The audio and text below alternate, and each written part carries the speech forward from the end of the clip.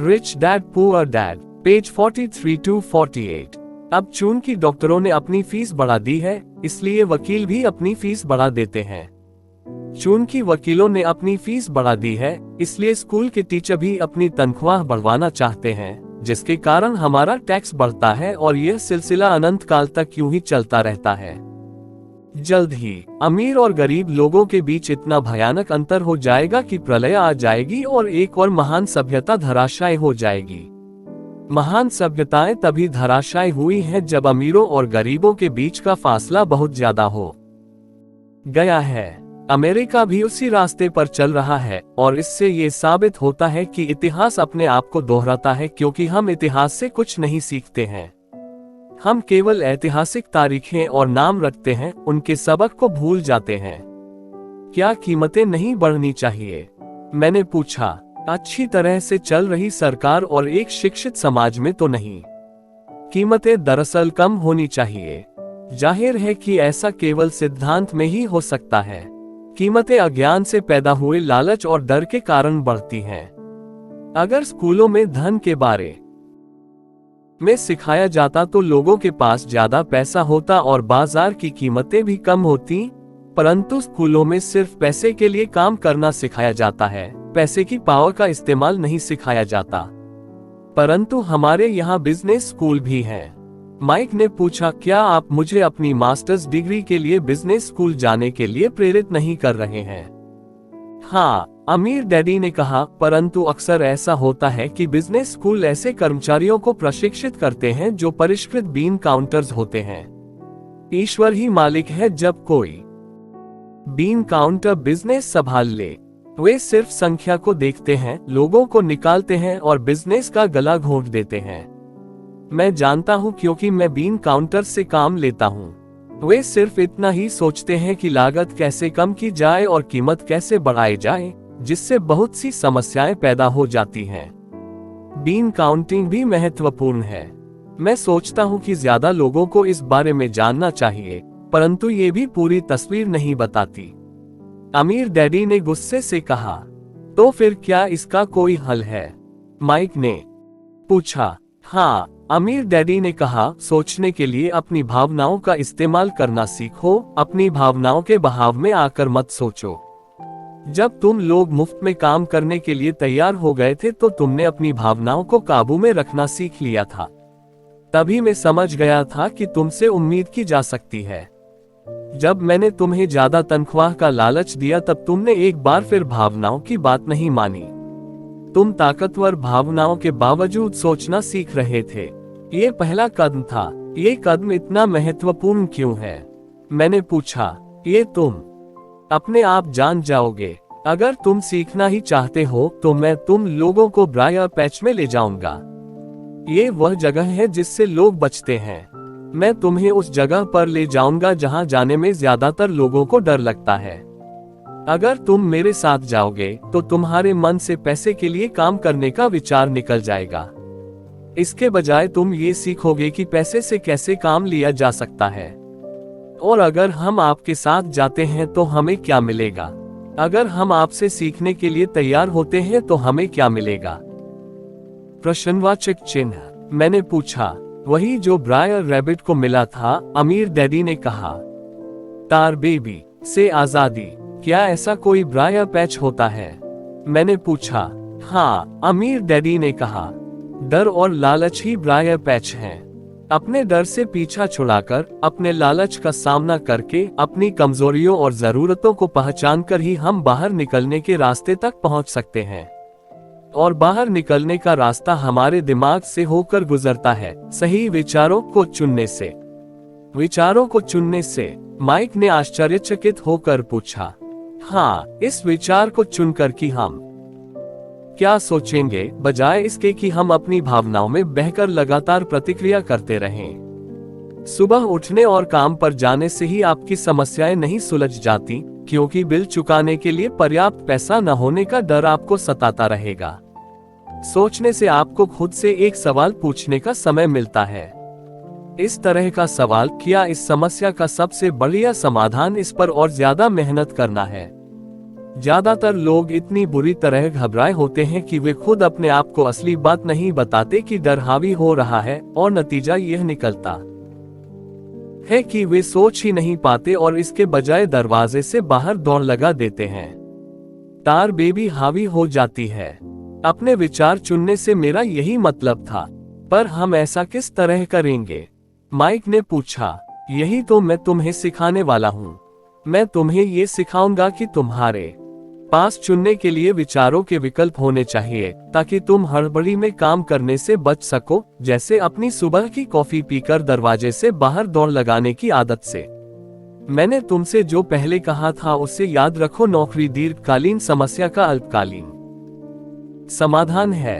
ज्यादातर लोगों के दिमाग में सिर्फ एक समस्या होती है और ये थोड़े समय की होती है। ये समस्या होती है महीने के आखिर में चुकाए जाने वाले बिल, यानी टार बेबी। अब पैसा उनकी जिंदगी चलाता है, या मैं ये कहूं कि पैसे को लेकर उनका डर और अज्ञान उनकी जिंदगी चलाते हैं। तो वे वही करते हैं जो उनके भी बाप ने किया था, सुबह उठो और पैसे के लिए काम करो। वे इतना समय भी नहीं निकाल पाते कि यह सोच सके क्या कोई दूसरा तरीका है। इस वक्त वे दिल से सोचते हैं, दिमाग से नहीं। दिल से सोचने और दिमाग से सोचने में क्या फर्क होता है? माइक ने पूछा। अमीर डैडी ने जवाब दिया।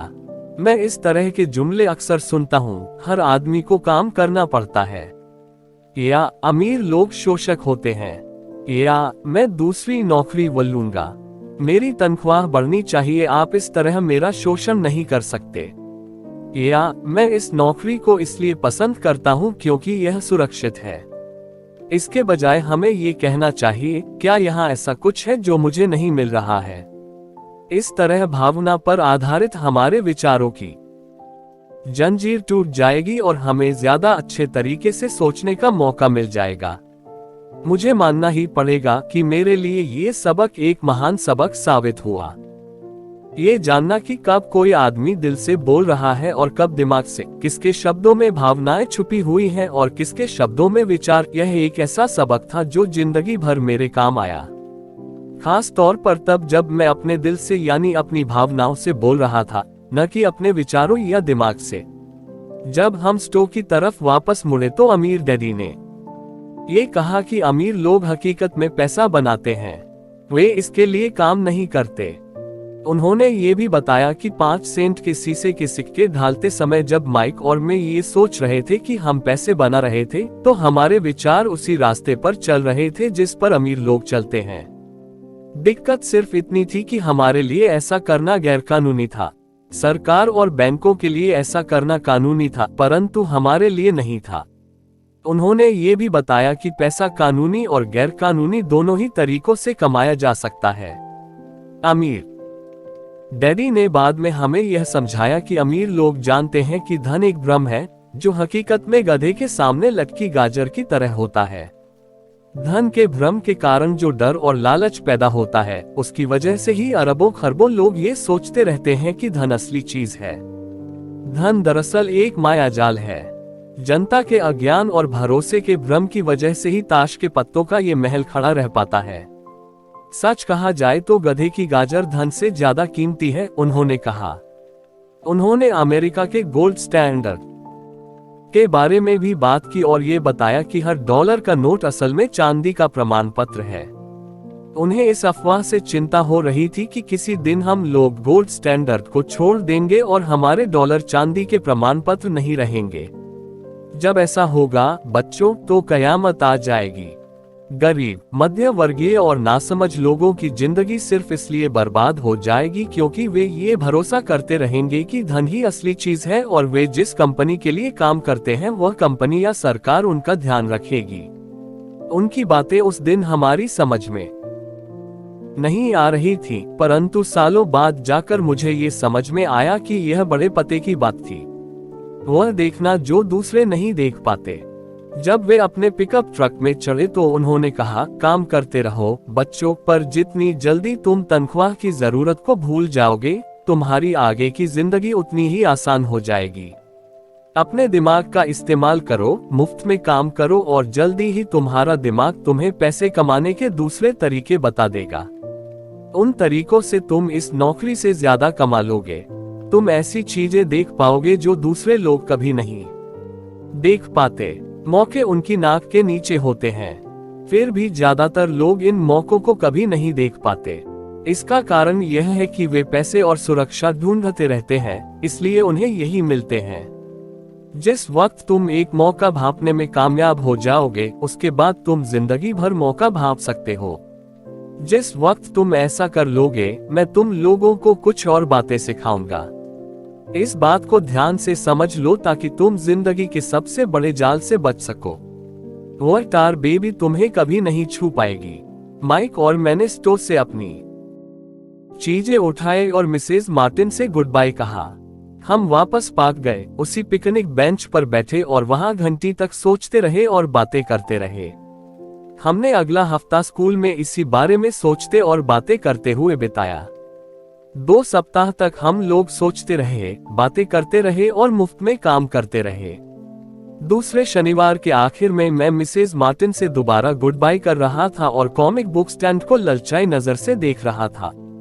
हर शनिवार 30 सेंट न मिलने में सबसे दुखद बात यह थी कि मेरे पास कॉमिक्स खरीदने के लिए बिल्कुल भी पैसे नहीं होते थे। अचानक जब मिसेज मार्टिन मुझे और माइक को गुड बाय कर रही थी, मैंने उन्हें एक ऐसा काम करते देखा जो इसके पहले कभी नहीं देखा था। मेरा मतलब है, मैंने इसके पहले उन्हें ऐसा करते देखा तो था, पर उस पर ध्यान नहीं दिया था। मिसेज मार्टिन ने कॉमिक्स के पहले पेज को आधा काटा और उसे संभालकर अपने पास रख लिया। बाकी की पुस्तक को उन्होंने एक बड़े से भूरे कार्डबोर्ड के डिब्बे में डाल दिया। जब मैंने उनसे पूछा कि वे इन कॉमिक्स का क्या करती हैं, तो उन्होंने कहा, मैं उन्हें फेंक देती हूँ। जब वह नई कॉमिक्स लाता है तो मैं ऊपर के आधे कवर को क्रेडिट के लिए कॉमिक बुक डिस्ट्रीब्यूटर को दे देती हूँ। वो 1 घंटे में आने ही वाला है। माइक और मैंने 1 घंटे तक इंतजार किया। जल्दी ही वह डिस्ट्रीब्यूटर आया और मैंने उससे पूछा कि क्या हमें कॉमिक्स मिल सकती हैं। इस पर उसने जवाब दिया, आपको मिल सकती हैं अगर आप इस स्टोर में काम करते हैं और अगर आप ये वादा करें कि आप उन्हें दोबारा नहीं बेचेंगे। हमारी पार्टनरशिप एक बार फिर कायम हो गई थी। माइक का मम्मी ने बेसमेंट में हमें एक खाली कमरा दे दिया जो उनके किसी काम नहीं आता था। हमने उसकी सफाई करके उसमें सैकड़ों कॉमिक्स जमा कर ली। जल्दी ही हमारी कॉमिक्स लाइब्रेरी लोगों के लिए खोल दी गई। माइक की छोटी बहन को पढ़ने का बहुत शौक था, इसलिए हमने उसे अपना लाइब्रेरियन बना दिया। लाइब्रेरी में आने और कॉमिक्स पढ़ने के लिए वह हर बच्चे से 10 सेंट लेती थी। स्कूल खत्म होने के बाद हर दोपहर 2:30 बजे से 4:30 तक लाइब्रेरी खुलती थी। पड़ोस के बहुत से बच्चे इसके ग्राहक बन गए थे और वे जितनी कॉमिक्स पढ़ना चाहते थे 2 घंटे में पढ़ सकते थे। यह उनके लिए बहुत बढ़िया सौदा था क्योंकि एक कॉमिक्स की कीमत 10 सेंट होती थी और 2 घंटे में वे 5 या 6 कॉमिक्स पढ़ लेते थे। माइक की बहन लौटते समय बच्चों की तलाशी लेती थी और ये देख लेती थी कि वे अपने कपड़ों में कॉमिक्स छुपाकर तो नहीं ले जा रहे हैं। वह इस बात का रिकॉर्ड भी रखती थी कि हर रोज कितने बच्चे आए, उनका नाम क्या था और उनके सुझाव क्या थे। माइक और मुझे 3 महीने तक हर हफ्ते $9.5 का औसत लाभ हुआ। हमने उसकी बहन को हर हफ्ते $1 का भुगतान किया और उसे मुफ्त में कॉमिक्स पढ़ने का फायदा भी दिया। हालांकि यह कॉमिक्स कभी कभार ही पढ़ती थी क्योंकि वह हमेशा अपनी पढ़ाई में लगी रहती थी। माइक और मैं समझौते के मुताबिक हर शनिवार स्टोर में काम करते रहे। साथ ही हम अलग अलग दुकानों से कॉमिक्स इकट्ठी करते रहे। हमने वादे के मुताबिक कॉमिक्स नहीं बेची। जब कोई कॉमिक्स फट जाती थी तो हम उसे जला देते थे। हमने इसकी एक शाखा खोलने की भी कोशिश की, लेकिन हमें माइक की बहन की तरह मेहनती और भरोसेमंद लाइब्रेरियन नहीं मिला। बहुत कम उम्र में ही हमने ये जान लिया था कि अच्छे स्टाफ को खोजना कितना मुश्किल होता है। लाइब्रेरी खुलने के 3 महीने बाद हमारी लाइब्रेरी में एक समस्या आ गई। दूसरे मोहल्ले के कुछ गुंडे अंदर घुस आए और उन्होंने झगड़ना शुरू कर दिया। माइक के डैडी ने सुझाव दिया कि हम अपना ये कारोबार बंद कर दें। तो इस तरह हमारा कॉमिक्स का धंधा बंद हो गया और हमने कन्वीनियंस स्टोर पर हर शनिवार काम करना भी बंद कर दिया। फिर भी अमीर डैडी रोमांचित थे क्योंकि उनके पास ऐसी बहुत सी नई बातें थीं जो वे हमें सिखाना चाहते थे। वे खुश थे क्योंकि हमने उनके पहले सबक को इतनी अच्छी तरह सीख लिया था। हमने ये भी सीख लिया था कि पैसे से अपने लिए काम कैसे करवाया जाता है। स्टोर में नौकरी के बदले में पैसा नहीं मिलता था, इसलिए हमें मजबूरन अपनी कल्पना शक्ति पर जोर डालना पड़ा ताकि हम पैसा कमाने का कोई दूसरा तरीका ढूंढ सकें। कॉमिक्स लाइब्रेरी हमारा अपना व्यवसाय था, हमारा धन हमारे काबू में था और हम किसी मालिक के मोहताज नहीं थे। इसमें सबसे अच्छी बात यह थी कि हमारे व्यवसाय से हमें तब भी पैसा मिलता था जब हम वहां स्वयं मौजूद नहीं होते थे। उस समय हम पैसे के लिए काम नहीं करते थे, बल्कि हमारा पैसा हमारे लिए काम करता था। ज्यादा तनख्वाह देने के बजाय अमीर डैडी ने हमें इतनी बढ़िया नसीहत दे दी थी।